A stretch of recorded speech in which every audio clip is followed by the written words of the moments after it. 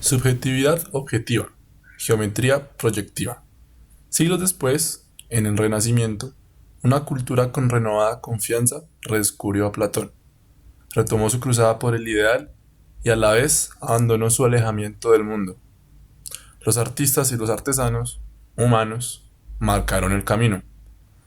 El desafío al que se enfrentaron es muy básico. ¿Cómo puede una pintura bidimensional representar la geometría de los objetos del espacio tridimensional? Esto era un problema concreto y práctico. En un tiempo en que no se conocía la fotografía y en que unas significativas fortunas privadas se estaban acumulando, los patrones querían tener imágenes que ofrecieran un registro permanente de cómo eran ellos realmente y sus posesiones. A primera vista, puede parecer que nada podría estar más lejos del deseo de Platón de acceder a una realidad más profunda, más allá de la apariencia superficial de las cosas. La ciencia artística de la perspectiva trata por entero de capturar la apariencia superficial de las cosas.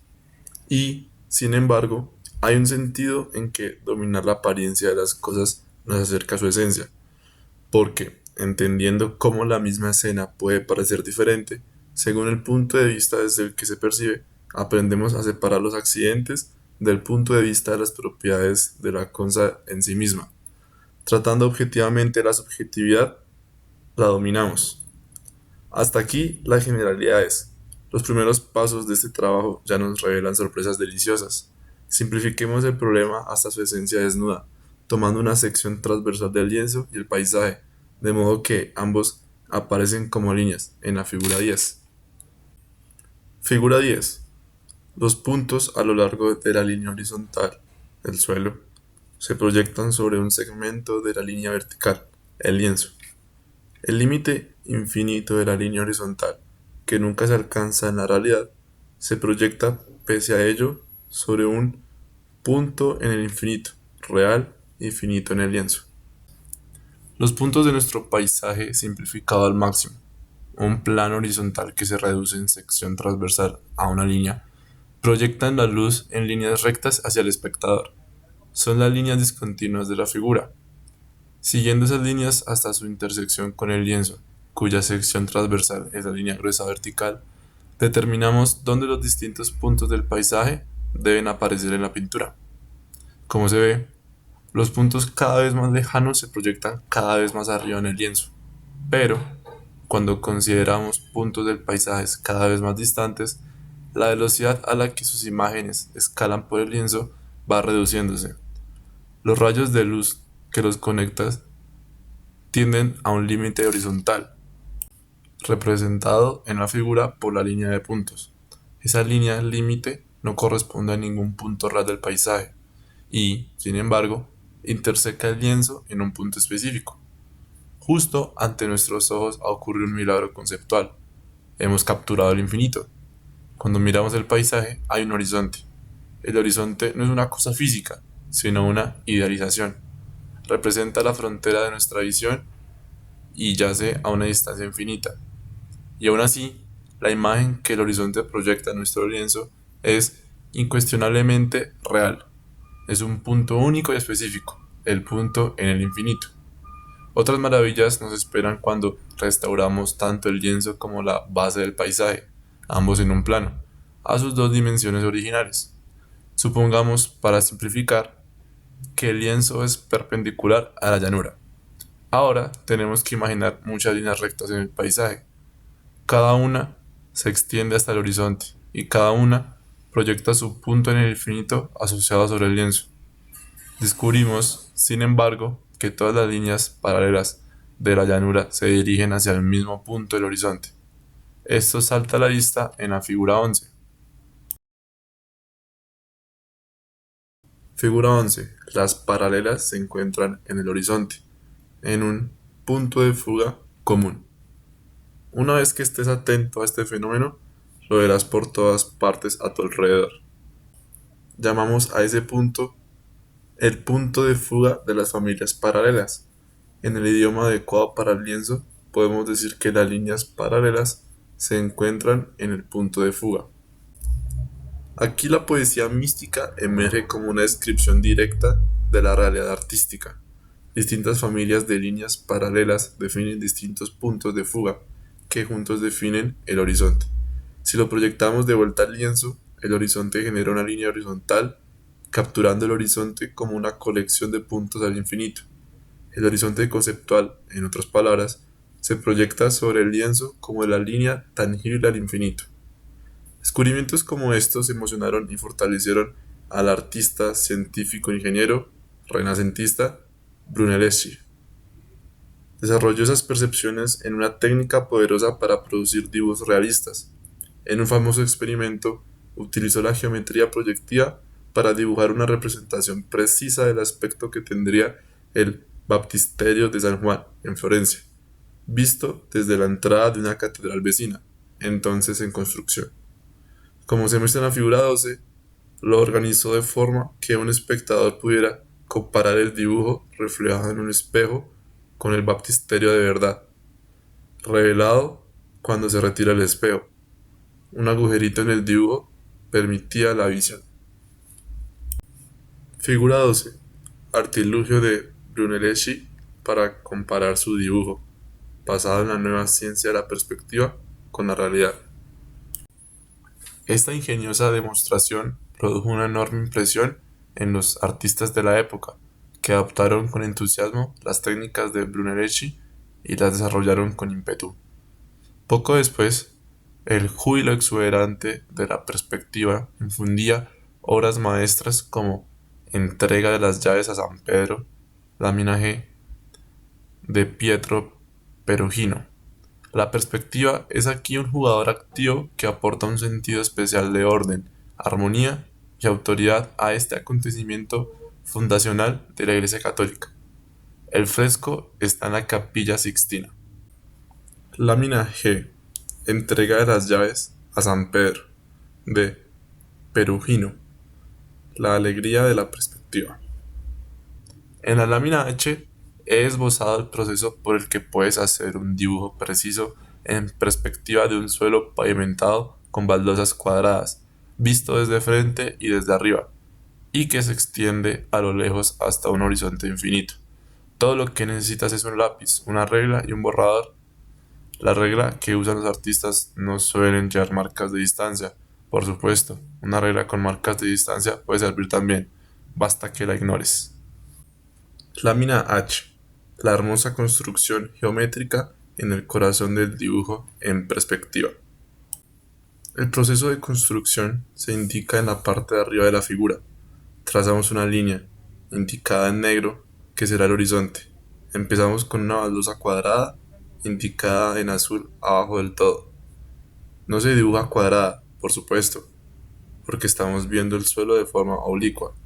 Los lados opuestos del cuadrado, cuando se prolongan, se encuentran en el horizonte, en sus puntos de fuga. Estas prolongaciones están también en azul, así que con eso empezamos. Una baldosa y el horizonte. El desafío es entonces dibujar todos los demás cuadrados iguales del pavimento como aparecerían, en perspectiva, a un observador real. La observación clave es que las diagonales de los cuadrados también forman una familia de rectas paralelas. Esa familia de paralelas también se encontrará en el horizonte, en su punto de fuga. Podemos dibujar la prolongación roja de la diagonal de nuestro cuadrado original para localizar el punto de fuga. Y luego volvemos desde el punto de fuga con las líneas naranjas para obtener las diagonales de los cuadrados vecinos. Una vez situadas esas diagonales, sabemos que las intersecciones de las líneas naranjas y azules son vértices de las baldosas vecinas. Las líneas amarillas, que pasan por esos vértices y por los puntos de fuga adecuados, contienen por tanto los lados de esas baldosas. Y ahora podemos seguir las intersecciones de las líneas amarillas laterales con las líneas naranjas diagonales. Son los vértices de nuevos cuadrados. Puedes repetir el proceso tantas veces como quieras hasta que pierdas la paciencia, se te gaste el lápiz o tus baldosas se encojan hasta las dimensiones atómicas. Para completar la construcción, no tienes más que borrar las diagonales y opcionalmente poner todas las líneas del mismo color para llegar a la figura de abajo. El escorzo en esta figura es extremo, como si estuviéramos viendo el suelo a vista de hormiga de cerca y desde poca altura, para enfatizar los muy distintas que pueden aparecer unas formas iguales como estas baldosas. Por supuesto, puedes mover el libro y ver la imagen desde distintas perspectivas.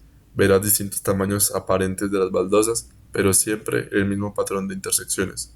He dibujado esta construcción una docena de veces o más, y aún así, cada vez siento un estremecimiento cuando emerge ese suelo pavimentado. Es un pequeño, pero genuino acto de creación. Me parece que es el tipo de cosa que cualquier artesano disfrutaría. Me he dado cuenta de que valorar estas ideas básicas de la perspectiva abre mis ojos. Más exactamente, esas ideas llevan el mensaje de mis ojos a un contacto más directo con mi mente consciente. Sobre todo en un entorno urbano, descubro a menudo muchos conjuntos de líneas, físicamente, paralelas, alejándose hacia distintos puntos de fuga. Cuando estoy atento a estas cosas, mi experiencia es más plena y vívida. Ojalá te pase a ti también. Mediante una imaginación disciplinada, trascendemos la caverna de la sensación ignorante. Cuestiones de perspectiva, relatividad, simetría, invariancia, complementariedad. Muchas de las ideas recientes de la moderna física fundamental le resultan poco familiares a la mayoría de la gente. Pueden parecer abstractas e intimidatorias si se presentan de forma abrupta en los contextos extraños que constituyen su hábitat natural. Por esta razón, aquellos de nosotros que intentamos llevar esas ideas a una audiencia amplia, trabajamos a menudo con metáforas y analogías. Es un desafío encontrar metáforas que sean a la vez fieles a las ideas originales y fácilmente comprensibles, y un desafío aún mayor hacerlo de modo que haga justicia a su belleza. He luchado muchas veces contra ese problema a lo largo de los años. Aquí estoy feliz de presentar una solución que me ha proporcionado un verdadero sentimiento de satisfacción. La geometría proyectiva, esa innovación artística del Renacimiento, contiene no ya meras metáforas, sino modelos genuinos, en una galería de grandes ideas ingeniosas y formidablemente significativas. Relatividad es la idea de que el mismo objeto puede representarse fielmente y sin pérdidas de muchas maneras distintas. La relatividad, en este sentido, es la misma esencia de la geometría proyectiva. Podemos pintar la misma escena desde muchas perspectivas diferentes. Las disposiciones de la pintura en el lienzo serán diferentes, pero todas ellas representarán la misma información sobre el objeto, solo que codificadas de distintos modos. La simetría es una idea estrechamente relacionada con la relatividad, pero con la atención dirigida al objeto en vez del espectador.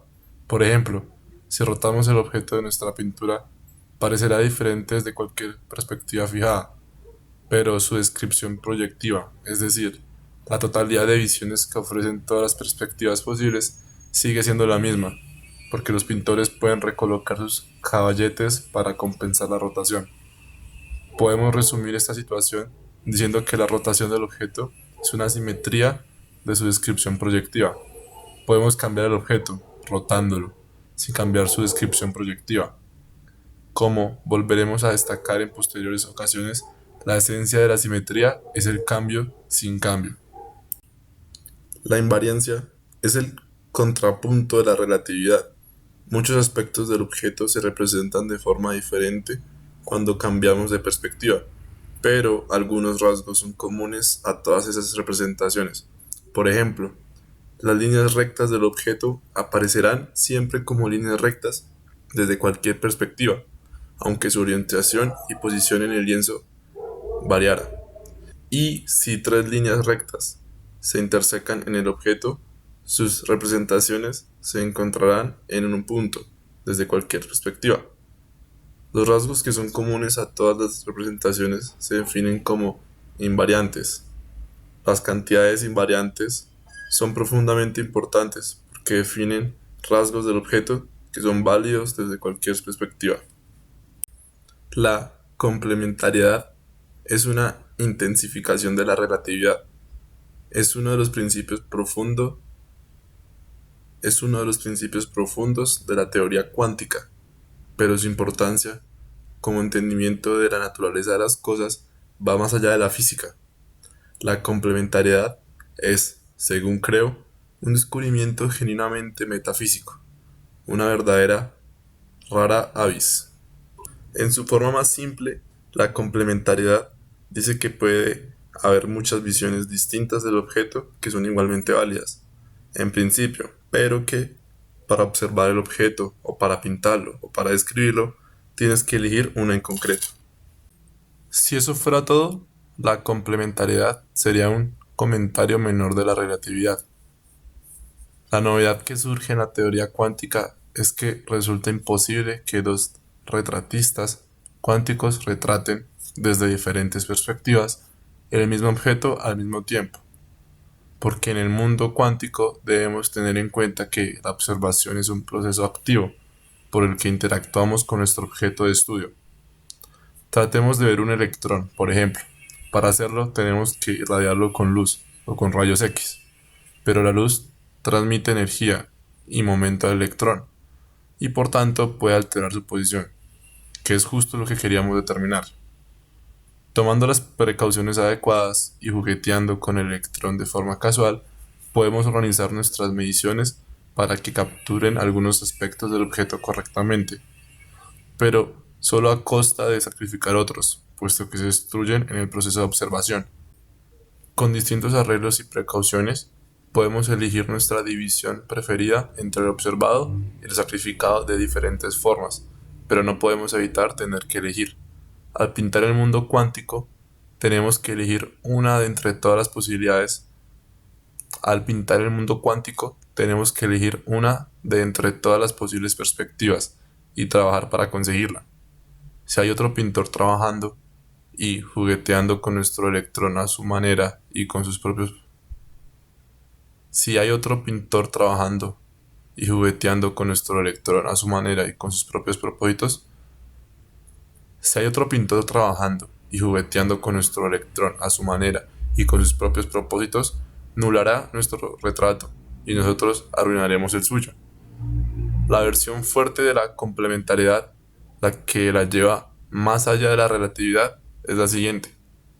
Muchas visiones del objeto, igualmente válidas, perspectivas en el sentido general de la palabra, pero son mutuamente excluyentes. La versión fuerte de la complementariedad, la que la lleva más allá de la relatividad, es la siguiente.